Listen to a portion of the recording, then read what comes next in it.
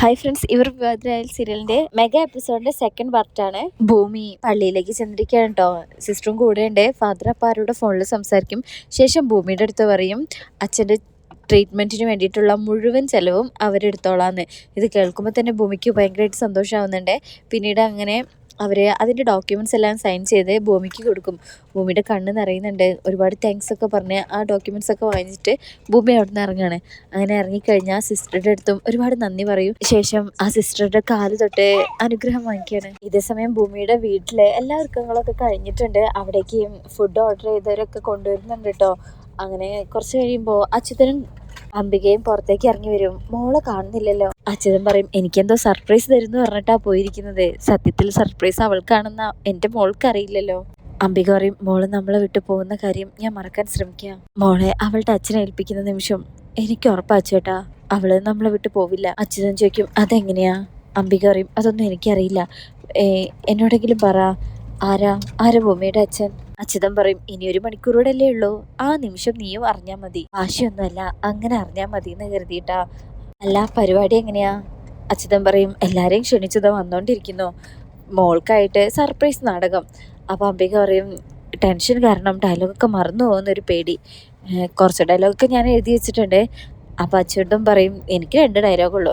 എന്തായാലും നമുക്കൊന്ന് പ്രാക്ടീസ് ചെയ്യാമെന്ന് പറഞ്ഞിട്ട് അവർ രണ്ടുപേരും കൂടെ അകത്തേക്ക് പോവാട്ടോ. എന്നിട്ട് അത് പ്രാക്ടീസ് ചെയ്യാനുള്ള പരിപാടിയൊക്കെ തുടങ്ങണേ.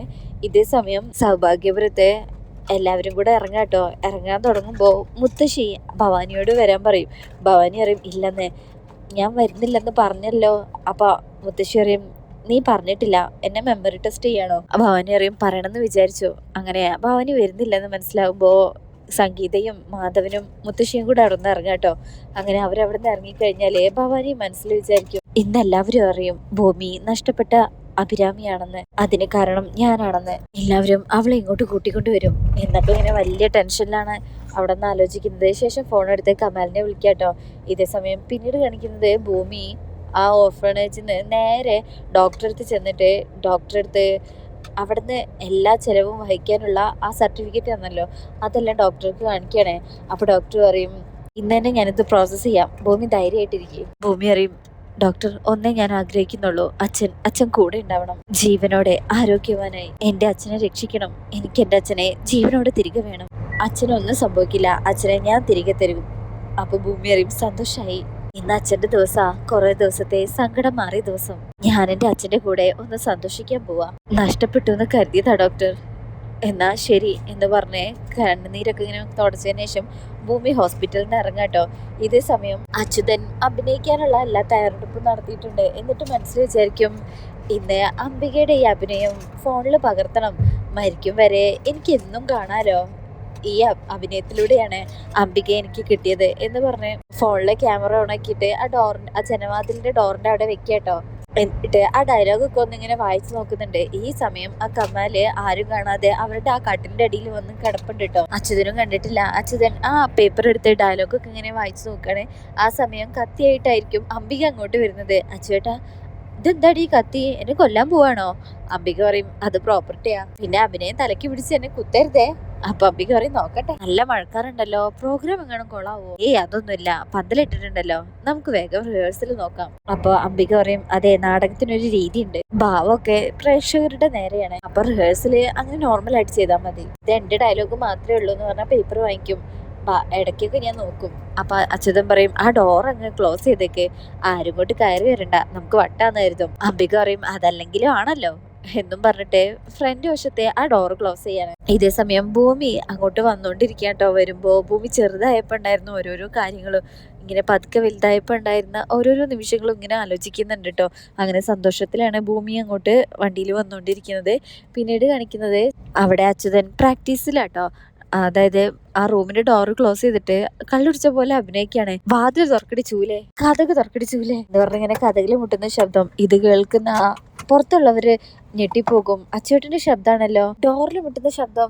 അപ്പോ ആ അയൽവാസികളായവര് പറയും അത് അച്ചുവേട്ടനാണ്, കുടിച്ചിട്ടുണ്ടാവും, ഇടയ്ക്കിടയ്ക്ക് ഇവിടെ ഉണ്ടാവുന്നതാ. അപ്പൊ അവര് പറയും അച്ചുവേട്ടൻ കുടിക്കൊന്നുമില്ല. അപ്പോഴും അവര് പറയും ഞങ്ങൾ കണ്ടിട്ടുള്ളതാ പല പ്രാവശ്യം, ശരിക്കും നല്ല കള്ളുടിയനാ. ഇതേ സമയം അവിടെ ഡോറൊക്കെ ചവിട്ടി തുറന്ന് അവർ ഭയങ്കരമായിട്ട് പ്രാക്ടീസ് ചെയ്യാണ്. അങ്ങനെ അവർ അഭിനയിച്ചുകൊണ്ടിരിക്കുന്ന സമയത്തായിരിക്കും അങ്ങോട്ട് സൗഭാഗ്യപുരത്തുള്ളവരൊക്കെ വരുന്നത് കേട്ടോ. അപ്പോഴേക്കും മഴയും പെയ്യും. അങ്ങനെ ലക്ഷ്മി ചേച്ചിയാണ് അവരെ സ്വീകരിച്ച് മുന്നിൽ കൊണ്ടുവന്നിരുത്തുന്നത് കേട്ടോ. അങ്ങനെ അവരിങ്ങനെ ഇരുന്നുകൊണ്ടിരിക്കുമ്പോൾ തന്നെ ഇവരുടെ ഭയങ്കര അഭിനയം കേട്ടോ. അപ്പോഴേക്കും അങ്ങോട്ടേക്ക് സത്യദാസും വരും കേട്ടോ. മഴ കൊണ്ടാ വരുന്നത്. കൊടയൊക്കെ സൈഡിൽ വെച്ച് ഇവരുടെ അടുത്ത് വന്നിരിക്കും. അമ്മേ, നിങ്ങൾ കുറേ സമയമായി വന്നിട്ട്. ഇല്ല മോനെ, ഇപ്പൊ ഇതാ വന്നതേ ഉള്ളൂന്ന് അവരിങ്ങനെ സംസാരിക്കാട്ടോ. അപ്പോഴേക്കും പുറത്തേക്ക് അവരകത്തുനിന്ന് പ്രാക്ടീസ് ചെയ്യണ ശബ്ദം കേൾക്കാട്ടോ. നന്നായിട്ട് സംസാരിക്കുന്നുണ്ട്. അത് കേൾക്കുമ്പോൾ ഇവരൊക്കെ ആകെ പേടിച്ചു പോകുന്നുണ്ട് കേട്ടോ. എല്ലാവരും ഡോറ് തുറക്കാൻ ശ്രമിക്കുന്നുണ്ടെങ്കിലും ആ ഡോറ് തുറക്കാൻ പറ്റുന്നില്ല. അങ്ങനെ ഇവിടെയാണെങ്കിൽ നാടകം പ്രാക്ടീസ് നടക്കണേ. അംബിക കത്തി എടുത്തിട്ടുണ്ട്. ഇനി നിങ്ങൾ ഈ ഭൂമിയിൽ ജീവിക്കാൻ പാടില്ല, നിങ്ങളെ ഞാൻ കൊല്ലാൻ പോവാ, ഇങ്ങനൊരു ഭർത്താവ് എനിക്ക് വേണ്ട എന്ന് പറഞ്ഞ് കത്തിയെടുത്ത് കുത്താനായിട്ട് ഓങ്ങുന്ന പോലെ കാണിക്കും. ഇങ്ങനെ നിൽക്കുമ്പോഴായിരിക്കും പെട്ടെന്ന് ആ കമാലെ മുഖം മൂടി അണിഞ്ഞ് കട്ടിലിന്റെ അടിയിൽ നിന്ന് വരുന്ന ഇവരാകെ പേടിച്ചു പോകും. നേരെ അച്യുതന്റെ കഴുത്തിന് കയറി പിടിക്കും. അംബിക, എന്താ നിങ്ങൾ ഈ കാണിക്കുന്നത് എന്ന് പറഞ്ഞ് തട്ടി മാറ്റാൻ ശ്രമിക്കുമ്പോഴേക്കും അയാൾ അംബികനെ പിടിച്ചൊരൊറ്റ ഒന്ന് വെച്ച് കൊടുക്കും. അംബികയുടെ തല അവിടെ ചുവരിലിരിക്കും കേട്ടോ. അപ്പൊ തന്നെ പതിയെ ബോധം പോവും. അംബിക വീഴുമ്പോ കൈ തട്ടി അച്യുതൻ ഓണാക്കി വെച്ചിരുന്ന ആ മൊബൈൽ ഫോണ് പുറത്തേക്ക് വീണു പോവാണ്. മനഃപൂർവ്വം ചെയ്തതല്ല, വീഴുമ്പോ കൈ തട്ടി പോകുന്നതാ. അങ്ങനെ അംബിക താഴെ കിടക്കുകയാണ് ഇപ്പോ. അംബിക എന്ന് വിളിച്ച് അച്യുതൻ ഓടിച്ചെല്ലുമ്പോഴേക്കും ഇയാള് ബാക്കിലൂടെ വന്ന് പിടിക്കാട്ടോ. ഇതേ സമയം പുറത്ത് നല്ല മഴയാണ്. അതുപോലെ തന്നെ എന്തൊക്കെയോ ശബ്ദങ്ങള് വ്യക്തമല്ലാതെ കേൾക്കുന്നുണ്ട് കേട്ടോ. അങ്ങനെ ഇവര് സത്യദാസൊക്കെ ഉണ്ട്. അവരൊക്കെ ഇങ്ങനെ നോക്കുകയാണ് എന്താ സംഭവിക്കാൻ പോണെന്ന്. ഈ ഡോറാണെങ്കിൽ അകത്തുനിന്ന് അടച്ചതാണല്ലോ എന്ന് അവരിങ്ങനെ സംസാരിക്കുന്നുണ്ട് കേട്ടോ. അങ്ങനെ അച്യുതനെ ഇയാളെ ബാക്കിലൂടെ പിടിച്ചിട്ട് ആ കത്തിയെടുത്ത് കണ്ട് കുത്താണ്.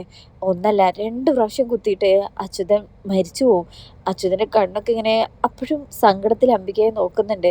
അങ്ങനെ കൊന്നിട്ട് അവിടെ ഇട്ടിട്ട് അയാൾ രക്ഷപ്പെട്ട് ഓടിപ്പോവാണ്. ഇതേ സമയം പോലീസ് വണ്ടിയൊക്കെ വന്നിട്ടുണ്ട്. അവരും വാതില് തുറക്കാൻ നിൽക്കുമ്പോഴേക്കും അങ്ങോട്ട് ഭൂമി വരും കേട്ടോ. ഭൂമി എല്ലാവരും ഇങ്ങനെ കൂടി നിൽക്കുന്നത് കണ്ട് ഒരു ഞെട്ടലോടെ നിൽക്കുന്നിടത്താണ് ഈ ഭാഗം കഴിയുന്നത്. പിന്നീടുള്ള പ്രൊമോല് കാണിക്കുന്നത് അംബികയാണ് അച്യുതനെ കൊന്നതെന്ന് പറഞ്ഞ് അറസ്റ്റ് ചെയ്തുകൊണ്ട് പോകുന്നതും. ഡീറ്റെയിലിംഗ് റിവ്യൂ ആയിട്ട് വീണ്ടും വരാം. അപ്പോൾ ചാനൽ ഇഷ്ടമായാൽ ലൈക്ക് ചെയ്യുക, സബ്സ്ക്രൈബ് ചെയ്യുക, സപ്പോർട്ട് ചെയ്യുക.